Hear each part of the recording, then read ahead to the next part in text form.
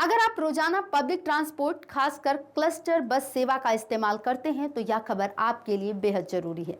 बसों की कमी से जूझ रही दिल्ली की सड़कों से डिमटस के तहत क्लस्टर सेवा की 533 बसें और हट गई हैं।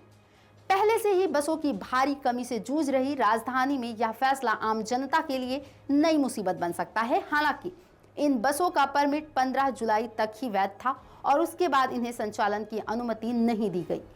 इन बसों के हटने के बाद डिमटस के पास कुल 3200 में से केवल 2700 बसें ही बची हैं। एक रिपोर्ट के मुताबिक ये बसें सीमापुरी, राजघाट और नजफगढ़ के कैर डिपो से चल रही थी और लगभग 40 रूटों पर सेवाएं दे रही थी।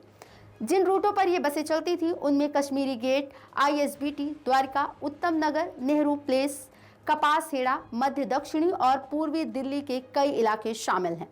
बसों की संख्या में इस कटौती को दिल्ली की सार्वजनिक परिवहन व्यवस्था के लिए एक बड़ा झटका माना जा रहा है। जानकारी के अनुसार हटाई गई बसें अभी तकनीकी रूप से सड़क पर चलने के योग्य हैं और 2 साल तक इनकी संचालन अवधि बढ़ाई जा सकती थी, लेकिन परिवहन विभाग ने इन्हें फिर से संचालन की अनुमति नहीं दी है।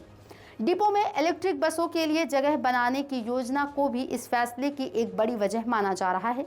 हालांकि सूत्रों का कहना है कि सरकार चाहती तो इन बसों को और समय दिया जा सकता था, लेकिन शाम तक सरकार की ओर से कोई आदेश नहीं आया।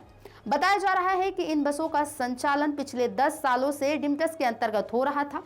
जून 2024 में दिल्ली की आम आदमी पार्टी सरकार ने इनके संचालन पर रोक लगा दी थी, लेकिन बस ऑपरेटर कोर्ट गए और उन्हें 15 जुलाई 2025 तक का अस्थायी विस्तार मिल गया था।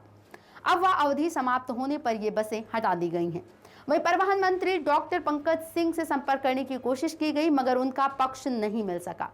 जानकारों का मानना है कि सरकार की ये बसें भले निजी हों, मगर जनता को राहत देने का काम करती हैं और सरकार के बजट से ही चलती हैं।